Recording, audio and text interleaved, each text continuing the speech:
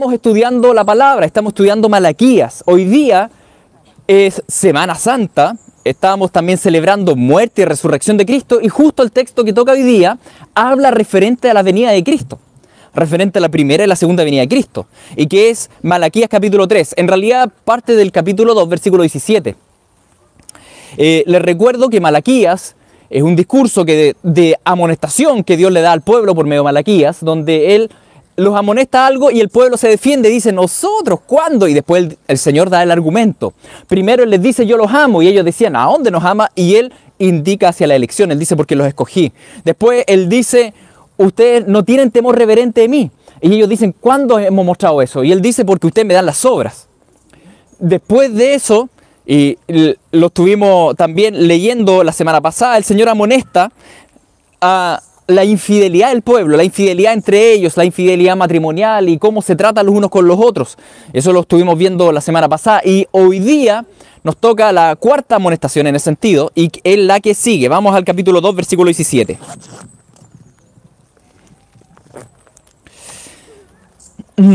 Capítulo 2, versículo 17. Entonces, vamos a Malaquías, capítulo 2, versículo 17. Dice así: habéis hecho cansar a Jehová con vuestras palabras. Y decís, ¿en qué le hemos cansado? En que decís, cualquiera que hace mal agrada a Jehová, y en los tales se complace. O si no, ¿dónde está el Dios de justicia? ¿Qué le reclama el Señor al pueblo? ¿Qué les dice? ¿Qué le reclama? Primera frase. Me cansaron con sus conversaciones. Eso dice. Ya estoy chato de escuchar sus conversaciones. Miren, antes de detenerme un poco más en qué es lo que lo tiene cansado, ustedes tienen en su conciencia, tenemos nosotros en nuestra conciencia que el Señor escucha todas nuestras conversaciones. Cuando estamos en un grupito con los compañeros de trabajo, cuando estamos en un grupito con los familiares, el Señor está parado ahí al lado tuyo. A veces nosotros pensamos solamente que el Señor nos está escuchando cuando estamos orando. Y no es así, el Señor no es sordo. El Señor está siempre conmigo. Entonces resulta que un discurso lo tenemos cuando estamos orando y otro es cuando estamos con los compañeros, tal vez riéndonos chistes cochinos. Y resulta que el Señor está ahí. Entonces el Señor dice, fíjense, en esta amonestación Él no le dice estoy cansado de sus oraciones, dice estoy chato de sus conversaciones. Así que tenemos que poner ojo. Que cuando estamos conversando con compañeros, con gente de la iglesia, con familiares, el Señor está al lado tuyo. Está escuchando todo.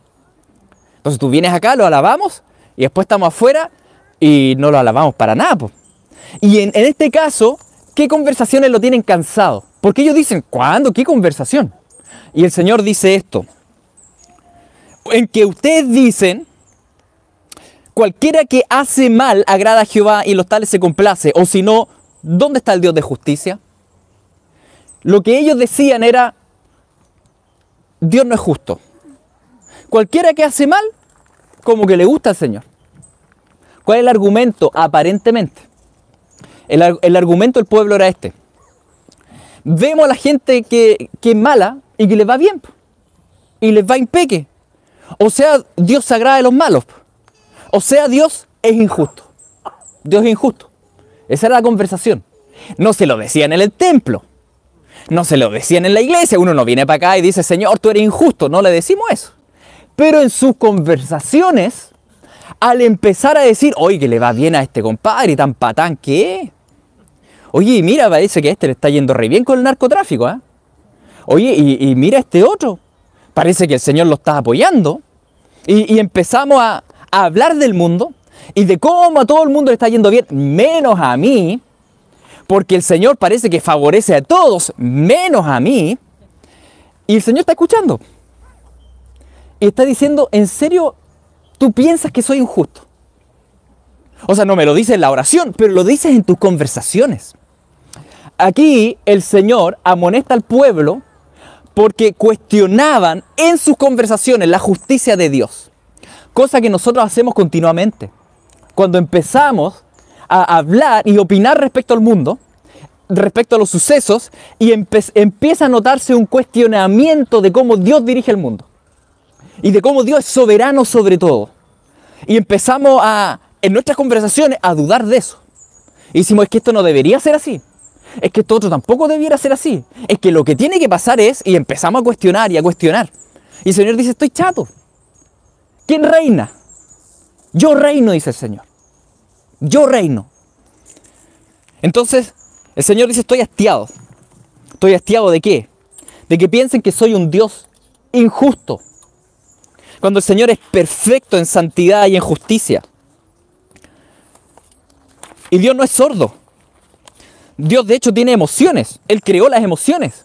Y la palabra utilizada acá es estoy hastiado. Ya no quiero escucharte más. ¿Han pensado que Dios podría decir algo así? Estoy hastiado. Por favor, no abráis más la boca. ¿Y por qué? El Señor Él creó las emociones. Él tiene emociones porque el Señor, Dios, ama a Dios. El primer mandamiento el Señor lo cumple porque el Padre ama al Hijo, el Hijo al Espíritu, el Espíritu al Hijo, el Hijo al Padre. Entonces el Padre no quiere escuchar más que hablen mal de su Hijo. Y el Hijo no quiere escuchar más que hablen mal del Espíritu. Y el Espíritu no quiere escuchar más que pongan en duda al Hijo. Y el Hijo no quiere escuchar más que el Padre es injusto. No quiere escuchar esas cosas ya porque la Trinidad se conoce a perfección y vela por su propia gloria. Y dice, estoy hastiado de escuchar cómo tú cuestionas todo lo que hago en el mundo. Estoy cansado. Estoy cansado de eso. Y continúa, entonces. Versículo 3:1.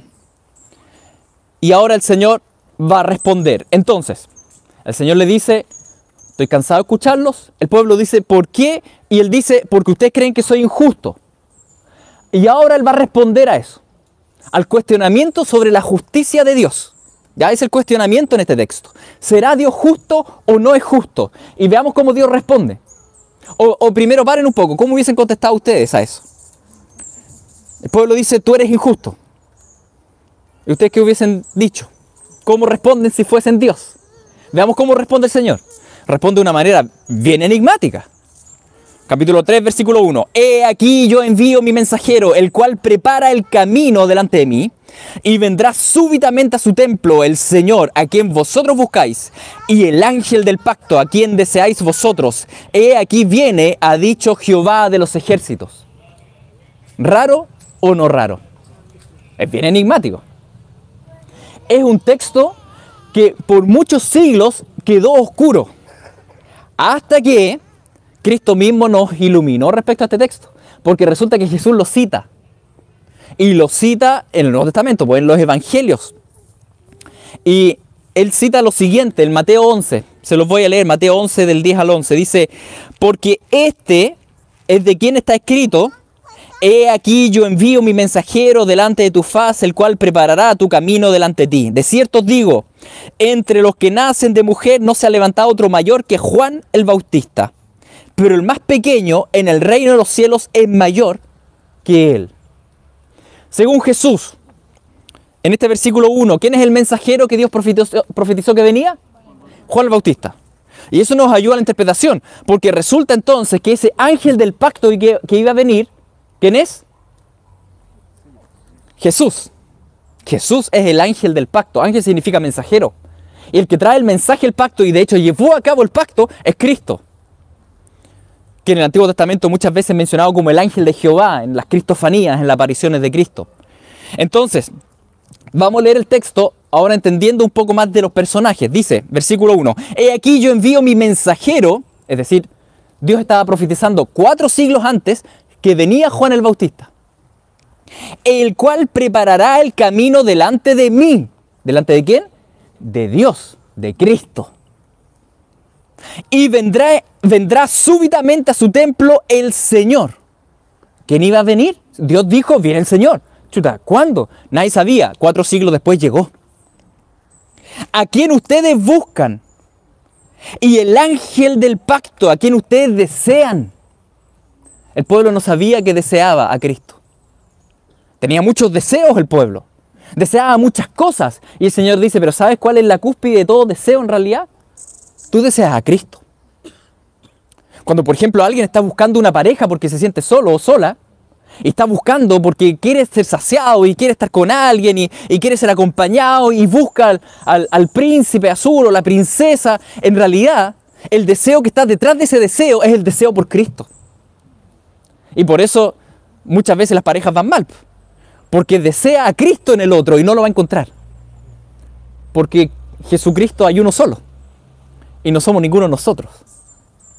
Entonces Él dice, ustedes desean algo y ese algo, ese alguien es Jesús.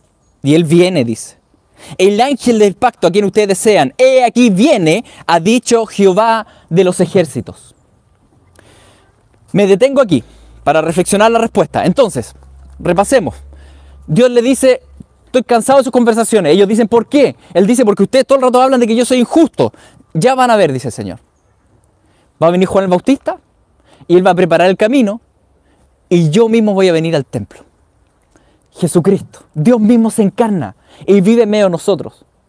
Ahora, ¿no les parece rara la respuesta? Porque en el capítulo 1, Él le dice, yo los amo. E indica hacia el pasado. Y ahora Él dice, yo soy justo, e indica hacia el futuro. Uno podría pensar, cuando uno habla de la vida de Cristo, de los evangelios, de su muerte y resurrección, uno generalmente habla en términos de amor. Que Dios me ama y lo demuestra en la cruz. Y es real, es así. Pero Dios, para hablar de amor, decidió indicar hacia atrás, indicar a la elección. Desde la eternidad yo te escogí. En cambio, nosotros hubiésemos indicado hacia adelante en el caso de Malaquías. Y para hablar de justicia, yo hubiese indicado para atrás, porque hubiese dicho, yo soy justo, recuerden el diluvio. O recuerden Sodoma y Gomorra. Pero el Señor indica hacia adelante. Indica, yo vengo. Indica la venida de Cristo. De hecho, el texto que viene ahora va a indicar a la primera y la segunda venida de Cristo. Por tanto, la primera y la segunda venida de Cristo también debemos entenderla no solo en términos de amor, sino que en términos de justicia. Ese es el tema. Cuando vemos la cruz de Cristo, no solo debemos entenderlo en términos de gracia, sino que también en términos de justicia, en términos de santidad. El Señor indica al futuro, al pueblo, le dice, ¿ustedes dudan de mi justicia? Yo voy a venir, a ver si van a seguir dudando de mi justicia. El Padre envía al Hijo. ¿Para qué? ¿Por amor? Claro que por amor, pero también por justicia. También por justicia. Fíjense, versículo 2. ¿Y quién podrá soportar el tiempo de su venida? ¿Y quién podrá estar en pie cuando Él se manifieste? Porque Él es como fuego purificador y como jabón de lavadores. ¿Quién podrá estar en pie? ¿Quién está libre de pecado? Estas son preguntas retóricas. ¿Quién podrá estar en pie cuando venga el Dios Santo? Bueno, la respuesta es nadie. ¿Quién podrá soportar el tiempo de su venida? La respuesta es nadie. Por tanto, cuando Malaquías profetiza esto, lo que uno hubiese esperado de la justicia de Dios es que Cristo viniera inmediatamente como lo había profetizado Enoc, que viniera con todos sus santos a eliminar a todos los impíos. Pero resulta que Dios, en su inmensa misericordia, hizo algo que hoy día estamos celebrando. Hizo algo increíble. Decidió venir en 2 venidas. Obviamente esto es un plan eterno, pero era misterioso en ese momento. Él decidió venir en dos venidas y manifestar su justicia de 2 maneras. Y manifestar su justicia para 2 pueblos, para 2 grupos. Él decidió venir una primera vez. Y esa primera vez, no venir como espada, con espada, sino que venir a salvar al mundo. Él decidió venir una primera vez a encarnarse, no para condenar al mundo, sino para salvar al mundo, dice Juan 3, ¿no es cierto? Y venir una segunda vez, ahora sí, para completar toda justicia en aquellos que no se pongan bajo el paraguas que es Cristo. Entonces, él pregunta, ¿quién podrá estar de pie? La respuesta es nadie. Y sin embargo, nosotros hoy día estamos de pie. ¿Por qué? ¿Qué pasó entre medio? Lo que pasó es el versículo 3. que dice que se sentará para afinar y limpiar la plata, porque limpiará a los hijos de Leví, los afinará como a oro, como a plata, y traerá a Jehová ofrenda en justicia. El Mesías iba a venir, dice él. Viene el ángel del pacto. Y él va a llevar a cabo algo que es increíble, dice él. A los hijos de Leví, al pueblo sacerdotal, que nos representa a todos nosotros como sacerdotes en Cristo, ¿no es cierto? Al pueblo sacerdotal yo lo voy a purificar y le voy a sacar todos los pecados. Voy a refinarlos como oro. En cambio, a los que no son parte del pueblo sacerdotal, versículo 4, 5, y será grata a Jehová la ofrenda a Judá y de Jerusalén como en los días pasados, como en los años antiguos, y vendré a vosotros para juicio y seré pronto testigo contra los hechiceros y adúlteros, contra los que juran mentira y los que defraudan en su salario al jornalero, a la viuda y al huérfano, y los que hacen injusticia al extranjero, no teniendo temor de mí, dice Jehová de los ejércitos. Tenemos dos grupos en este texto que tenemos que analizar un poco más entonces. Tenemos que el pueblo cuestiona la justicia de Dios. Dios, en vez de indicar al pasado, indica al futuro. Él dice, yo vengo. Y yo vengo y voy a hacer dos cosas, de acuerdo a este texto. Por un lado, el pueblo sacerdotal lo voy a purificar. Por otro lado, a los impíos los voy a eliminar. Hay dos grupos. El pueblo sacerdotal y los impíos. Todo el mundo esperaba que él hiciera todo esto, lo llevara a cabo en una venida, y no fue así. En la primera venida vino Cristo a llevar a cabo su justicia, pero nadie esperó que llevara a cabo esa justicia ¿sobre quién? Sobre él mismo. Vino el ángel de Jehová, vino el ángel del pacto, vino el príncipe del ejército celestial y vino con espada, pero la verdad es que se paró entre Dios y nosotros. Y él absorbió toda la ira de Dios. Y él absorbió la justicia que debiera haber caído sobre nosotros. Vino entonces el Señor y vino para llevar a cabo la justicia de Dios, pero fue absolutamente sorpresivo que la llevó a cabo en gracia, porque Dios es justo y también es misericordioso. Entonces su primera venida, lo que él hizo es exactamente esto, él purificó, pero purificó de una manera inesperada, absorbiendo él mismo el fuego de Dios. Eso es lo que celebramos, que en realidad tú y yo, nosotros debiéramos haber muerto. Nosotros debiéramos estar en muerte eterna. Pero resulta que él vino y murió.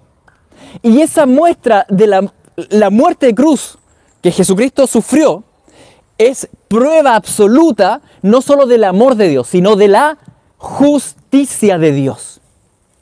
Porque Dios es tan justo que no está dispuesto a pasar por alto ningún pecado eternamente. Es tan justo que todo pecado se paga. Nada es gratis en esto, dice él. Se paga, pero como ustedes no pueden pagar, yo pago. Cuando Cristo paga, él manifiesta la justicia de Dios, que es tan justo que está dispuesto a morir él mismo por pagar. Porque también no estaba dispuesto a perdernos a nosotros como pueblo. Su amor entonces y su misericordia nos abraza, y al mismo tiempo su justicia dice es que el pecado se paga. El que peca paga. Entonces él dice, yo voy a pagar. Por eso cuando Dios indica hacia el futuro, indica a Juan el Bautista, indica la venida de Cristo, indica la justicia de Dios. Porque lo que Cristo hizo en su primera venida es manifestar justicia de Dios. Solo que no matando a impíos, sino que muriendo él mismo. Por eso, mis queridos, cuando Cristo vuelva ahora luego, en un retorno glorioso, donde también mueran millones de impíos, nadie va a poder culparlo. Porque él primero dio su propia sangre. Y por 2000 años ha esperado que todo el mundo acuda al regalo de la salvación. Pero el mundo no quiere. El mundo es rebelde a Cristo. Pero cuando venga y destruya este mundo, nadie va a poder decir, oye, qué malo. No hay maldad en el Señor. El Señor podría haber destruido el mundo hace 2000 años atrás. Perfectamente. Pero para que no se cuestione su misericordia y su gracia y su amor, el Señor ha apartado un pueblo para alabanza de su gloriosa gracia. Y lo hizo ¿cómo? No pasando por alto el pecado, No diciendo, un poco pecado, ya aceptémoslo igual en Sion. No, eso no, el Señor no lo hace. Él no tranza la santidad. ¿Cómo lo hizo entonces? Él muriendo en la cruz y pagando la justicia. Entonces Cristo paga la justicia. Para que tú y yo hoy día podamos alabar su gracia. Pero esa justicia que Él pagó es para aquellos que se ponen bajo el paraguas que es Cristo, bajo su sangre. Para aquellos que son purificados por su obra y por la santificación del Espíritu. Pero todo aquel que no se ponga bajo su sangre tendrá que enfrentar la justicia de Dios. ¿Cómo la queremos enfrentar? ¿Quiero enfrentarla paradito detrás de Cristo o quiero enfrentarla solo? Y ese es el llamado. Es el llamado del Evangelio. Por 2000 años, arrepiéntanse de sus pecados. Arrepiéntanse y acudan a Cristo. Porque si ustedes se paran detrás de Cristo, entonces son librados de la ira, porque Él absorbió la ira. En cambio, si no se paran detrás de Cristo, van a tener que absorberla ustedes. Y horrible cosa es caer en manos del Dios vivo. Horrible.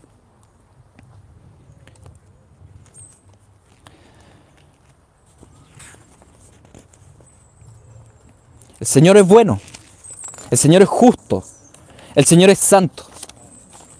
El Señor manifiesta justicia. El pueblo pone en duda la justicia. Y Él dice, miren, yo voy a hacer justicia.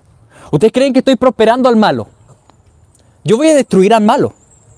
Pero te estoy dando tiempo a ti para que no seas parte de los malos. Porque todos son malos. Todo el mundo dice, ¿ya dónde está la justicia de Dios? Señor, ¿por qué no intervienes? Y cuando Él intervenga, ¿te va a gustar? Y cuando Él intervenga, ¿tú vas a ser parte de los malos? ¿O vas a estar purificado por su sangre? El Señor te está dando tiempo. Así lo dice Pedro. Pedro dice, Dios no tiene por tardanza su venida, es su misericordia. Porque si Él viniera y todos los que pillan no arrepentidos, se queman. Entonces su misericordia lo ha impelido a esperar siglo tras siglo, dice Pedro, para que procedan a arrepentimiento. Entonces, ¿cómo está tu vida y mi vida hoy día? ¿Cómo estamos? ¿Cómo está nuestra lucha con el pecado? ¿Cómo está tu lucha, por ejemplo, con las pantallas, con internet, con lo que ves, con la pornografía? Tal vez ahí el enemigo te tiene agarrado y estás cansado de la lucha y estás luchando y dices, ya Señor, ahora sí, sigue adelante y te vuelves a caer y ya estás con la acusación todo el día en la mente y el enemigo ahí está y te tortura y quieres tirar la toalla. No la tires. Es mejor vivir esta tortura que estás viviendo en pos de la santidad que después caer en las manos del Dios vivo, no cubierto por la sangre de Cristo. Más bien, arrepiéntete y anda al Señor. Y dile, Señor, rescátame de mí mismo, porque mi tendencia es al mal. Entonces los que están de manos cansados ya, que no quieren seguir batallando, sigue batallando. Que el Señor viene, que el Señor va a derramar su ira sobre todas las naciones del mundo, porque el Señor está cansado de tanto pecado. El Señor está cansado de tanta matanza de niños, está cansado de tanta inmoralidad sexual, está cansado de todo lo que ocurre, de tanta mentira y, como dice este texto, de que se aprovechen de los extranjeros, de que los hagan trabajar como esclavos. El Señor está cansado con eso. Entonces Él dice, yo tengo que enviar mi juicio y voy a tocar todas las naciones. La pregunta es, ¿tú vas a ser parte del pueblo protegido? Porque vives en santidad, porque estás bajo arrepentimiento, cubierto por la sangre de Cristo, o te va a tocar también a ti el juicio. El Señor está llamando y continuamente nos llama. Y es su misericordia la que ha permitido que hoy día todavía estemos acá. Que todavía no nos haya caído un meteorito a la cabeza. Eso es gracia al Señor. Gloria al Señor por eso. Entonces el Señor nos tiene bendecidos, pero Él dice, ¿hasta cuándo? Vendré a vosotros para juicio y seré pronto testigo contra los hechiceros, los adúlteros. ¿Cuántos han acudido a horóscopos? ¿Cuántos han acudido a tarot? ¿Cuántos han acudido a brujería? Pídanle perdón al Señor, arrepiéntanse. El Señor está esperando que te arrepientas. El adulterio, como que dice acá. El adulterio, sí, por un lado adulterio físico, también hay adulterio emocional. Cuando me conecto emocionalmente con otro que no sea mi pareja. También hay adulterio visual cuando un matrimonio igual ve pornografía y cosas por el estilo. El Señor dice, arrepiéntete, mantente en pureza. En pureza, dice. Voy contra los hechiceros, los adúlteros, contra los que juran mentira. Sí, te lo juro, mentira. ¿Para qué así eso? No tiene sentido, dice el Señor. Los que defraudan en su salario al jornalero, a la viuda y al huérfano, los que se aprovechan. Los que se aprovechan ahí en la pega de los demás o al vender, mienten. Y tantas cosas que se normalizan en Chile, ¿no es cierto? No, es que en Chile es así. Es que chiquillos, nosotros no somos de acá. Somos de Sion. Entonces, ¿de qué estamos hablando?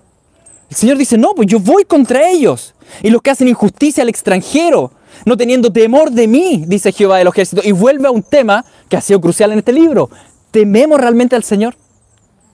¿O no? ¿Lo tenemos presente en nuestras conversaciones, en las empresas, en lo que trabajamos? ¿Lo tenemos presente en el diario vivir? ¿O solo lo tengo presente cuando vengo a la iglesia o cuando estoy orando? El Señor está siempre. El Señor vino y el Señor volverá. Cuando Él vuelva, ¿de qué grupo voy a ser? Voy a ser del grupo que Él menciona al inicio y que Él dice, yo voy a purificar a mi sacerdocio. ¿Voy a ser de ese grupo? ¿O voy a ser del segundo grupo? El grupo rebelde. El grupo que la verdad es que siguió en sus propias concupiscencias. En Hechos 17, Pablo predicó esto a los atenienses. Fíjense, Hechos 17:30. Pero Dios, habiendo pasado por alto los tiempos de esta ignorancia, ahora manda a todos los hombres en todo lugar que se arrepientan, por cuanto ha establecido un día en el cual juzgará al mundo con justicia, por aquel varón a quien Él designó, dando fe a todos con haberle levantado de los muertos. Ese es el mensaje del Evangelio. Él dice esto: Dios manda a todo el mundo que se arrepientan. ¿Por qué? Porque Dios ha establecido un día de juicio. Por eso. Porque todos vamos a tener que rendir cuenta, dice Él. Por tanto, más vale que cuando tú te pares ahí, tu cuenta sea cero. Y uno dice, ¿cómo puede ser eso? Por la sangre de Cristo. Por tanto, Él dice, arranca del día del juicio. Ese día va a ser terrible. Todos parados frente a Él y va a ser juzgado todo lo que pensamos, todo lo que dijimos, todo lo que hicimos, todo. Él dice, arranca de ese día. ¿A dónde? Arranca a los pies de la cruz. Arranca, abraza los pies de la cruz. Y llora ante el Señor. Dile, Señor, no quiero nada más de esta malignidad que está en mí y en mi carne. Cámbiame. Él dice, entonces, predican arrepentimiento, por cuanto ha establecido un día en el cual juzgará al mundo con justicia. Ese juicio va a ser justo. No va a ser injusto, va a ser justo. Muchos dicen, pero el infierno es injusto. No es injusto el infierno. Si existe el infierno eterno, es porque es justo. Si no, el Señor no lo haría. Entonces arranca de eso, dice. Porque ese juicio va a ser justo. Arranca. Y el Señor ese día va a juzgar, ¿por quién? Por un hombre, dice. Por un varón que Él designó.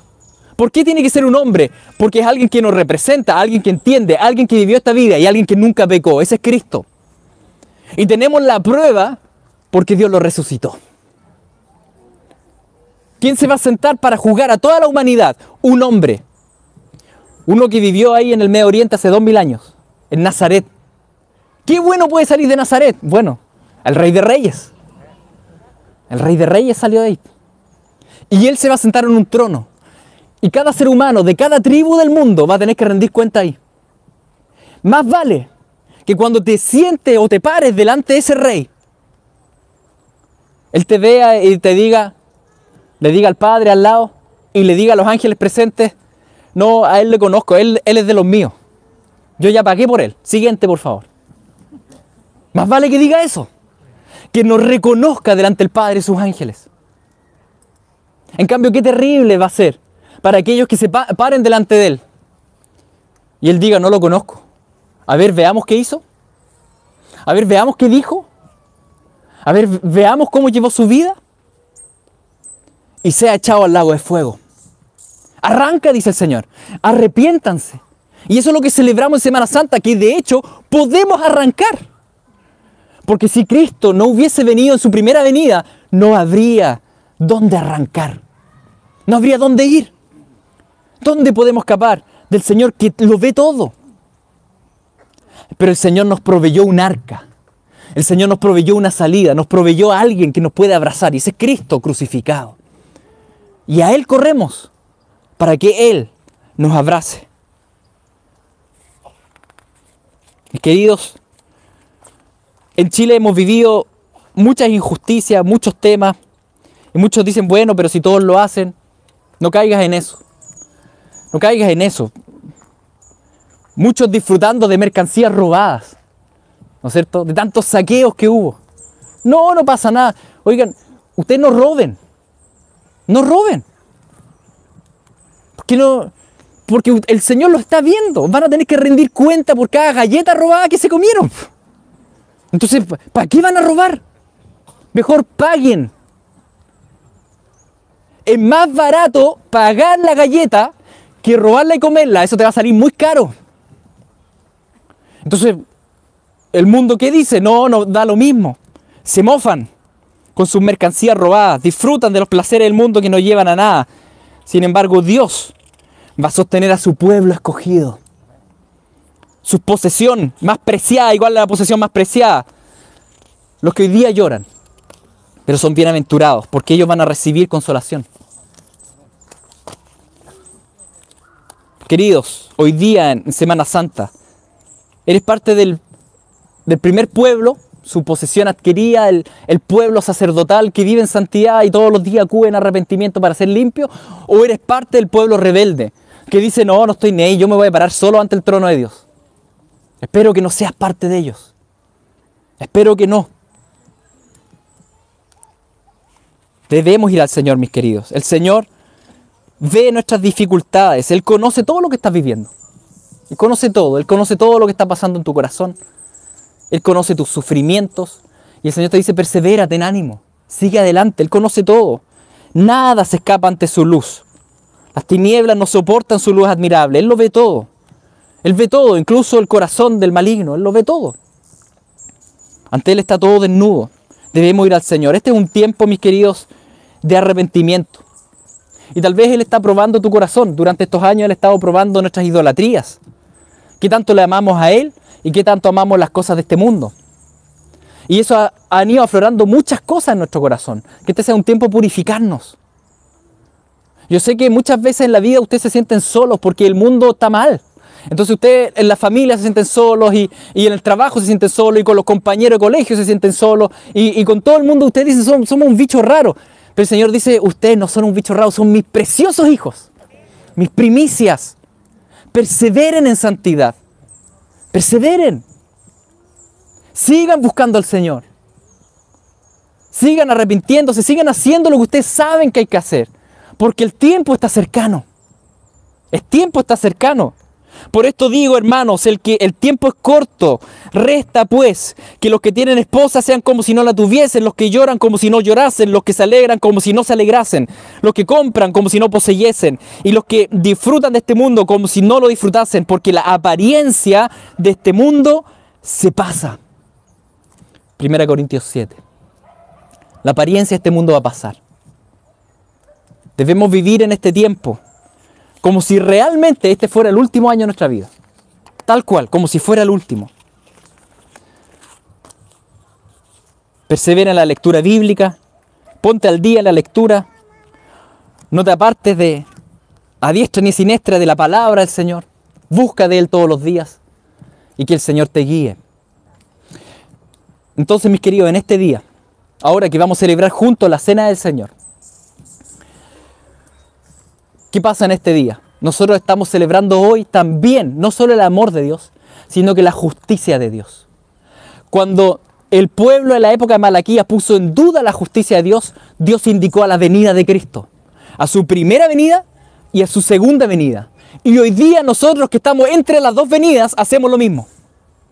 Hoy día que estamos entre las dos venidas, miramos para atrás y decimos, Señor, tú fuiste justo. Y después miramos para adelante y decimos, Señor, tú serás justo. Señor, en tu justicia yo soy justificado. En la muerte y resurrección de Cristo, nosotros tenemos perdón.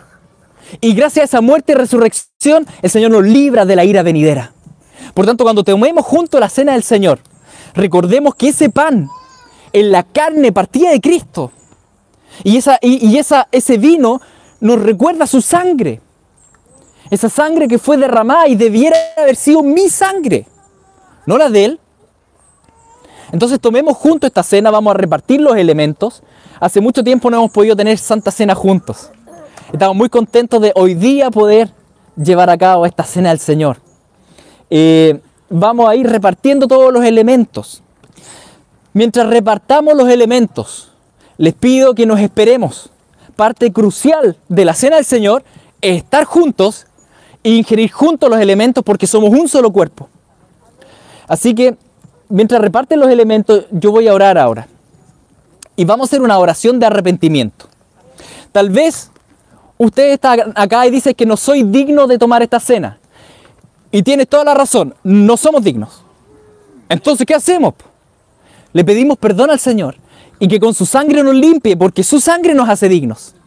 Entonces nos vamos a arrepentir de nuestros pecados. Vamos a decirle, Señor, purifícame, para poder ingerir esta cena realmente con el traje blanco. ¿Ya? Así que, mientras reparten los elementos, vamos a hacer esta oración de arrepentimiento, después cantar una canción y ingerimos juntos los elementos, ¿ya? Padre Santo, te damos gracias, porque tú eres justo, y lo vemos en la cruz. Tú aborreces tanto el pecado, que no dejaste ningún pecado, por muy pequeño que nos parezca, no dejaste ningún pecado sin ser pagado. Señor, en la cruz vemos tu justicia. Te pedimos perdón porque nosotros no somos como tú en eso, Señor. Hay muchos pecados en nosotros que nosotros ni siquiera tomamos en cuenta. Perdónanos, Señor, porque la verdad es que hay muchas faltas que cometemos todos los días y ni siquiera nos arrepentimos. Perdona nuestra dureza. Perdona nuestra falta de santidad. Perdona, Señor, que pasemos por alto tantas cosas que a ti te cargan. Perdona nuestras conversaciones, Señor. Perdónanos porque hemos conversado tantas veces puras tonteras. Y en nuestras conversaciones hemos puesto en duda tu justa soberanía. Hemos puesto en duda que tú reinas en santidad. Señor, perdónanos. Queremos tener conversaciones con temor reverente.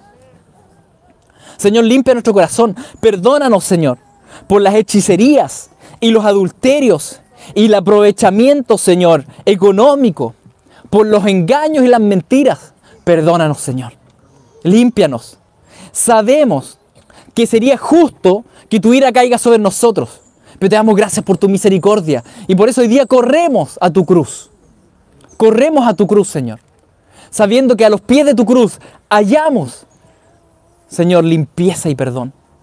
Tú nos purificas. En este día donde conmemoramos tu muerte, resurrección y ascensión, Jesucristo, abrazamos tus pies. Te amamos. Gracias porque tus manos fueron perforadas por nosotros, por mí. Gracias, Señor.